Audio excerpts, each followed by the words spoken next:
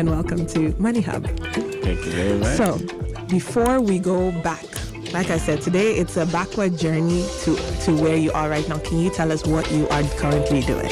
Okay, so currently I'm serving as the operations manager for Ghana Chamber of Young Entrepreneurs.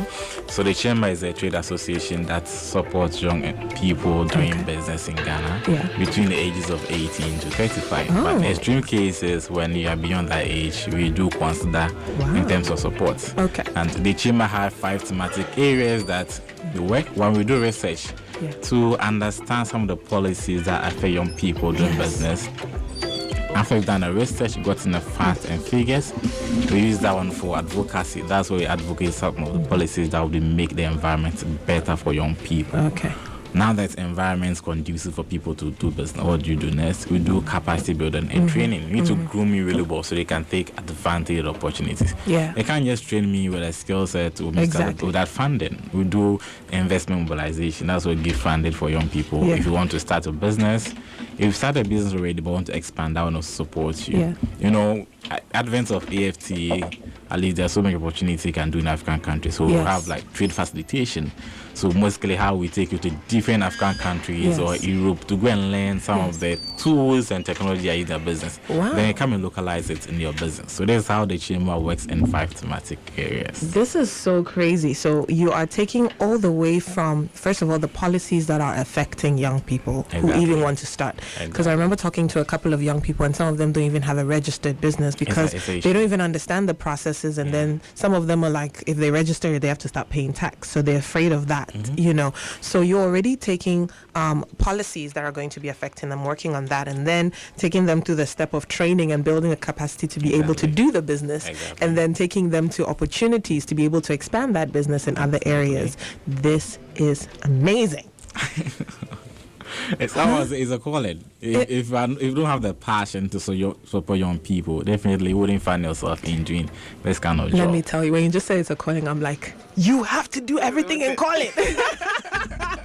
No, people don't understand, right, that business itself is a place that God has called us to take over, right? And if we don't do it with that passion that, no, this is what the work that God has given me to do, and do it with a passion, we're only going to think that only, Asofosem is the only calling of God. But it's not true. Exactly. It is not true at all. True. Now, taking us back, how was it like for you growing up? I know a lot of people are hearing this and say, this guy with big grammar. I'm very sure that he grew up in a very wealthy family. You know, he's probably some politician's son. That's why he's here talking English short like this. I'm only saying that because they say that about me all the time, okay? Right. How did you begin, and what started you off on this journey? Okay, so I started from a humble beginning. You know, my family is, we are only 6. The last born. We have 2 guys and 4 ladies. So, and growing up in my area, it was only few people who had opportunity to go even out to university. The least we could do is maybe polytechnic and the teacher training. That was less. I was like, And if some of them that even go to poly, they will end up not having a business or something. They'll just look at how do I get a job to do in a government sector who can help me. I was like, I know, we have to change this narrative. So have that notion even from the infancy. So what I did is after my senior high school, instead of me going to university, I was like, no, others have different paths. I also have to choose different paths. So I went to learn hand trade. You went to learn hand trade? Yeah. Okay. Before that, my brother was an auto body mechanic. He does the car spraying. Okay, if someone has to work on the car for my brother to spray, why don't I fill in that gap? I'll work on the car. My brother will spray the car. At least when the money comes, I get a share. My brother also gets a share. Wow. So I use that time. Someone has gone to do diploma 3 years to learn a trade, master a craft. I have a business already. After getting that skills, before I transition to go to university. So whilst at university, I have a business already running for myself. On weekends, whilst others are campus chilling, I have to go to the fitting shop and doing business, getting money and the other. So I have that entrepreneurship ingredient in me.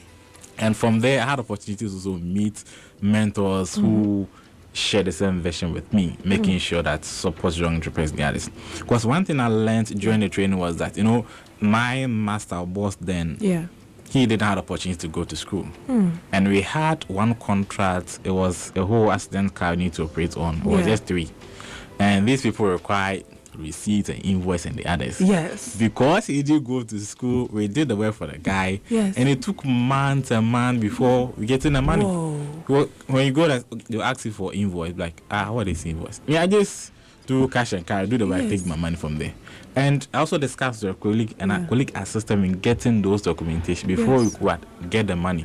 Wow. If not, I consulted that colleague, the people who would have gotten the money. So I was like, no, if that's the case, I have had the opportunity to go to school. How can I support people of that kind to make sure that even they are doing, how can they turn into full-fledged business with structures and branding and documentation, so at least when people come business, they will know how to charge them. What terms and conditions they should go with. Because instances can do the work, the person decide not to pay the full amount. Exactly. But if you have a contract or document, just 1 page or 2 pages, 50% after done with the work, you pay the rest. There's a document to prove that we are in contract in that regard. Exactly. So I pick my inspiration from these certain things we can do to support people doing business and making sure that we structure them and brand them really well, so they can also compete with different business in that regard. There are a lot of questions obviously running through my mind. I'm here Number one, the truth is that there are so many people who have side hustles they are beginning. Exactly. But they don't think about it beyond just getting some, pocket money that they can be using. Yeah. Right? They don't think about how to turn it into, even if you are working, that can still be your business. That can run on its own. Exactly. What is I think for you were just talking about how the mindset shift was that you were like, if you don't formalize this thing, anybody can get away with your money. That's true. And there's nothing you can do about it. It's happening now. There's nothing you can do about it. Oh my goodness. And you were talking about contracts. Let me just ask you, and this is from a genuine place. Do contracts in Ghana work? And how do you enforce it? Because it feels like you do a contract with somebody, but then when you need it enforced, then they're like, okay, let's go to court. And that is in itself a long process that discourages people from even pursuing, even if they're the ones who are right. What do you see? How do you see that playing out with young entrepreneurs, and what are some solutions that you've seen to help that? I know this is like a little bit off, but I heard this and I'm like, I need to know. I understand. Yeah. Because if you don't have those documentation, what shows that you are into business? What shows that some of the projects you've worked on? Yes. Because as a finance person, when I come to, before I give you a loan or something, give you funding, I have to look at your documentation. Where are people that I've worked with before? Yeah. How much do you charge them? Even though you have your figures in the Excel, about which document that proves that, I did A, B, C, and D. And these give me assurance that, okay, these are the kind of people the person is dealing with. Yeah. These are the terms and conditions he or she going to. I can also advise you with how to go by it. But if you don't have any documentation to prove, trust me, you do work for people. Wow. And you end up tossing up and you give up and the money goes. Exactly. Because anytime we have electrical issue, we just call electrician. The guy comes in. Yes. You do it. How much you charge? Give me 100 cedis. They say, just take 50. Take 50. Yeah. You let me take it. But I knew the skills he possessed and the kind of work that we did is not equivalent to a 50 cedis. Yes. But if we called you come with, William Electricals. Yes. What's the issue now? You just do assessment. Okay, there's issue A, B, C, D. Yeah. This kind of work, I will charge you 100 cedis. Yeah. They give me discounts. Okay, I can give you for 80 cedis. I agree. Okay, just give me invoice. Pay 50%. I just pay 40 cedis. As soon as the work is done, you take your 40 cedis, give me receipt. I can also keep it. But if we just come and be like, let me do the work, like they are always in a rush to do the work. Yeah, it's true. I still get the work. Because even me myself, sometimes I'll be like, can you please tell me the price? Because if you do the work and I can't pay you, then say we're not coming to fight in my house. So. But like you just said it, do you think people just react better when you have systems in place? Oh yeah, like they're more ready to give you your money when they see that you've written up an invoice, you have done this. Exactly. They see that you are running a structured business. Yes, and they can't take you for granted. And what are some of the things in your life that led you to understanding some of these workings, you know, because honestly, this is an ethic that a lot of Ghanaian youth are taking for granted. Exactly. And I'm not just talking about, formalization and writing receipt, but it's a thought that they want their business to be excellent. Yeah. You know, that spirit of excellence, being on time, Exactly. doing things in a way that like somebody will look at you and say, how can this person be taking electrician work so serious? Exactly. Whereas most people are behaving like you owe them like something for them working. How did you come to this, you know, I don't know, this work ethic that I see in you? It's a learning, okay, and having worked with businesses for a longer time. Yeah. You know, because something value position. That is something that sets you apart from the others. Everybody's an electrician. But what sets you apart? The thing that sets me apart is that, in terms of the documentation, everything is solid. The work is what's excellent. Yes. Have that good human relations. Yes. So someone comes and does the work well, the person can't get you documentation as a business too far. It's an issue for you to deal with. Yeah. And nobody would want to engage you in a subsequent time. Exactly. So if you know where you are going, you get to know the kind of skill set it requires for me to survive in that world. Yes. Because now everybody knows there's ChatGPT and the others. Yes. But the one who is creative, to know how to generate prompts and the others, will pick up faster than the one just doing the normal hello, write write this one for me. Can you write this one? Someone can generate a prompt. You will read a prompt like, okay, well, you can just use AI to generate a contract, a simple contract, using simple language. Anybody that reads understand. Yes. But someone just using the same AI for a different thing. Talking about today, I'm not feeling well. How do you advise me on my emotions? But as a business person, these tools are there for you to help you brainstorm, for you to learn and acquire skills that would help you. And I'm saying that it's a skill that if you build it like ethically, it helps you. You know, credibility. Why did you stress ethically right now? Because nowadays people just do things anyhow. Yeah. And it's sad for me that if you look at the potential people possess and where they can be, and looking at what they are doing. It's like the power of the talents. They give others 5 to where they want.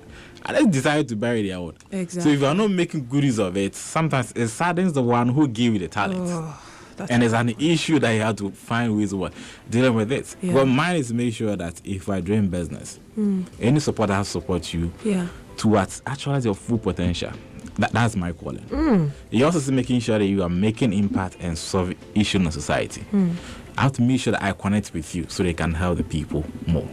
So if I don't start engaging on these kind of things we put in place, it will help you. In the long run, you serve the people, but you wouldn't see the impact that you are making.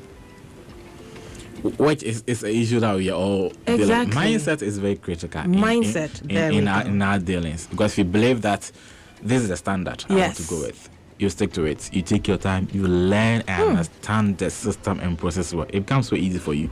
I know some people, when they leave their business, the business starts operating. It shouldn't work that way. If you put systems in place, exactly, you wouldn't be there, but things will be happening. When you come, you get to know where things are got into. But if there's no structures or there's no system in place, trust me, when it comes and even someone is stealing from you, you wouldn't know. Because some people can do it very well. Oh, yeah. They can do it. They can do it very, very well. If you are just joining us, we're right here on Money Hub. You are on Money Hub with Zipporah Dankwa, and we are having a wonderful conversations with William Essumani, the operating manager of the Ghana Chamber of Young Entrepreneurs. Right now, you are sharing about how important mindsets are. Yeah.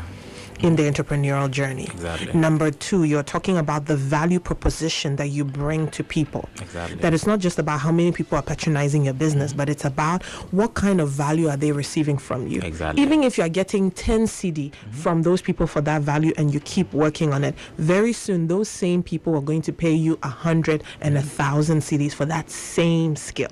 And they are the same people that's also going to recommend you to others. To the next person.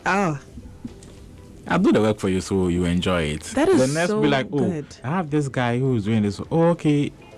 Then can you call the person or connect him to the person? I'll get it done. The first connect me. Just one week I did. See the ripple effect. Exactly. Do you know, it's so funny because a lot of the time with business people, they treat you like, you know what, it's just one person. Exactly. But you don't know that by losing one person through carelessness, you have lost 100 people behind that one person. They don't know. That one person. Just one person. In the short term it's one, but long term it's more than one. So you have to take out a long term. Can you give us an example of a time where you have made some terrible entrepreneurial decisions? I told you today I'm here for you. Terrible entrepreneurial decision, or you've just done something when it comes to your career that in hindsight you're like, man, I could have done that better. Yeah. And how did you learn from it? And how are you applying it differently now? Okay, so one thing I do is that I assess business to give them funding for them to do their business. Sometimes you go to the person's place and you try to understand the kind of business the person is doing, the in and out, so that you know the kind of support you can give, whether it's money, aside money, what are going to go, training, or any others. So one of the mistake I made was like, after engaging the guy for some time, I did, how do I put it? I was the peer counselor in Care University. So sometimes I understand human relations and how people will the kind of choice of words they use. Yeah. They could know the long term, whether the person going to pay the money or not. The person could use family excuse like, oh, Skyway, so in your mind, if I get this money, what I will use the money for? The person might think, oh, say trivial comments I make. But for me, I understand that the person have ulterior motive. Different perception for the money the person is going to get. Whoa. I was like, oh no, maybe let me give it a try. I knew in my instinct, I'm like, don't give the guy the money. Don't give the guy the money. Don't give it. I was okay, let me give it a try. I give the guy the money. We are still looking for the guy. Whoa. So now, when I'm dealing with people, I always trust my instinct. In addition to all the facts and figures that they would give me. And I wouldn't give, if request maybe 50,000, I'll give you 20,000, minimizing the risk. And see how we can turn it 20,000. That's very good. If you're able to turn it fast, I can add 30 to it. Still monitoring you. Because some people, they can come 1, 2, the third one, then that's all. So you monitor the person, how the person is turning it around, and add other support the person will need in addition to the money. Gradually, they increase the amount, then they stop it to see how the person is going to survive from there.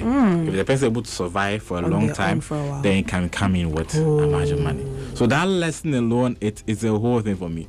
And that mistake that I did, last time one guy also called me, he managed similar fund. Like, no, trust your instinct. Sometimes trust your instinct and pay attention when engaging a person. How the person speaks, the choice of words the person uses, tell you whether he's going to invest the money in his business or different motive for that money. You weren't always a business person. You also have worked for organizations. Yeah. What are some qualities that you've noticed in yourself when you're picking mentors? What?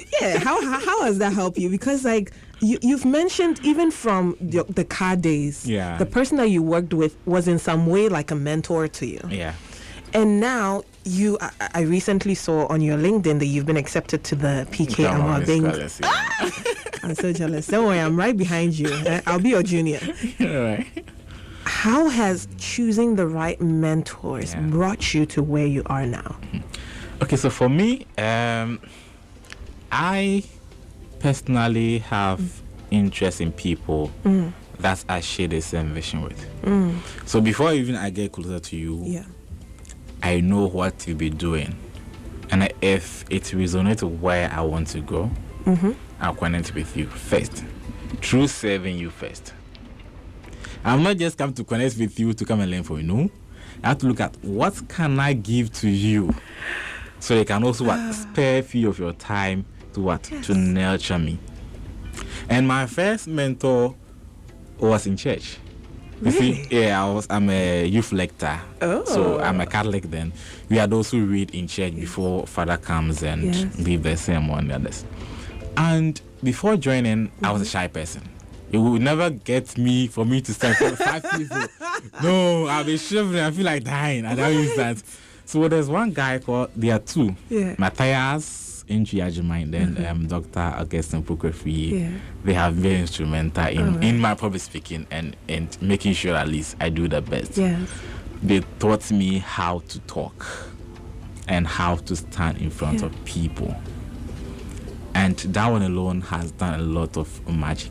Wow. But in terms of career-wise, it's my current boss, Mr. Chef Gali. He's the CEO of Ghana Chamber of Young Entrepreneurs. Also the Ghana Youth Federation president. Oh, wow. Yes, we had a project. I was working with German company then. And that project, we are funding organization. So it was like a partner. I was a young boy, so much energy. I want to do something for myself. And I met this man, and he also focused on supporting young entrepreneurs. So I feel like there's a synergy in what I want to do and what he's doing. Yes. And trust me, he has very, very instrumental. The first I look at, how can I serve him much better? Yes. I look at, if they have any programs in Kumasi. I was there in Kumasi. I come all the way out to come and support the program on the other. We feel like, okay, if the guy is giving something to me, what can I do for the person? Let me look at us mentoring on him. He has mentored me way back from university up to my current state. Sometimes he puts me on tables with high profile people. I just look at someone like, no, I can do it. No, I can't do it. Sometimes I can do it. No, you can do it. You can do it. You are here, you can do it. This is such a crazy thought. It gives other opportunities for me to be in different platforms. And that's how we learn. Sometimes I tell that, okay, you should have said it in this way. Next time I go, take your time. Yes. He taught me how to speak slowly. I'm a fast speaker, like by now with that. You wouldn't hear anything. But gradually I'm learning a nice leadership. And he has been very instrumental in my journey. And recently Captain Kofi Amwabintu has been a great mentor. You know what? In that regard, shifting our mindset on leadership. Young people are listening to this and they were like, yes, these big names are the ones that are the reason why you are where you are, which is partly part of it. Exactly. But if you hadn't taken initiative, and that's what I want our listeners to take away from this, is that it is up to you to get to where you need to go to with God's help. And he will open all the doors necessary if you are willing to actually step out. Because your first mentor, like intentional mentor in this, was from church. There's somebody, when you go to church, there are a lot of people that you can access as mentors. And your first thought was not even what can I get from them. You're like, how can I give them value? And I was sharing a video the other day, and I was telling the viewers that generosity opens doors for you that you can't even imagine. And when I say generosity, it's not always that you're going to receive back from that person, but sometimes it makes you more open to receive what this person's telling you. If you've been generous into their life, generous through your time, through your attention, through your energy to go to the programs and be a contributing factor to it. That makes you even more open when they say, oh, do this. Are you going to say, this person, he's too no? After you have spent your own transport money to get there. No way. So we have to approach mentorship with a spirit of servanthood rather than, I want to go there, I want to be like this person, I want to go and see what they are doing so that I can learn. That is only a byproduct, really, of the impartation that comes from your serving them. Before we go, what can you tell our listeners? First of all, you're an incoming youth president. And looking back at your humble beginnings and all these key mentors that played a role to where you are now, what are you hoping to also impart onto the upcoming youth, the upcoming people who are going to take over these business places, these people who have ideas in them? They're also starting their calling. What are you hoping to achieve with that as you're going into the next level of your career? I think one thing I'm focusing now is to build an ecosystem where focuses on supporting young people with ideas that want to turn into business. That's very good. Policy plays a critical role. So you have to advocate for policies that create an enable environment for someone to do business. For example, you have an idea you want to test. There should be funding there for you to try the idea. When you fail, you learn. But if you've not tried anything before and you give money and try it, you just give up. Yeah. So at least if there's a system or a policy that will help these people to try the idea, then there should be access to funding for them. They should be mentors to guide them. That's very good. And that would help solve the issue to some extent of unemployment and utilizing the talents that young people really, really have. So building a robust ecosystem that supports youth entrepreneurship in Ghana is going to be my focus. But at least with the lessons from PK Mobi and the others, we'll continue to support young people who would want to also pick up where we are living to a bigger position, so they can also fit in by making sure we change their mindset to see that it is not only outside that when I go I can excel. Yes, you can go and learn and come back. Localize what you've learned exactly, and we're going to make worth and support other people in the same regard. Because if you think that I can't make it in Ghana, that mindset alone, when you see opportunity here, you might think that it won't try. But someone will see the opportunity from there. The person come and do it and solve the issue for you and pay the money outside. And then you pay them the money to solve it. Right? Exactly. The person goes to give you a penny. But if you see the problem, how can I solve this problem? If I can't solve it, which are other people that can contribute in making sure we solve this problem? That's where collaboration and partnership comes in. Because there's not all the thing that I can do. You're not going to solve the whole problem by yourself. When I have health issue, I just pick a call and call out my friends and they say, there's the issue. Okay. And this how it works. It works and works. Okay. Can you come work on it? I will come from business perspective. He or she is coming from the expertise or perspective. Right. When it comes together, we'll be able to solve it. And that is you've dropped so many gems, and we need to have another session. You and I.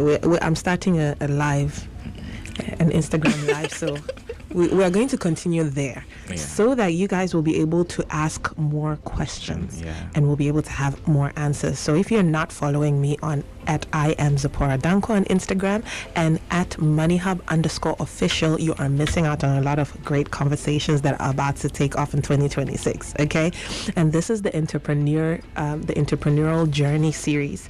And today we had in the studio here William Essumani, the operating manager of Ghana Chamber of Young Entrepreneurs. So if you would like to, first of all, know more about what they're doing, and you're already a young entrepreneur who wants to be part of that ecosystem, please reach out. Where can they find the Ghana Chamber of Young Entrepreneurs? Office just at Medina Estate at the back of UPSA school. Yeah, it's just walking distance from the school. So you can literally go there in person. In person. I can also search us for gcyegh.org.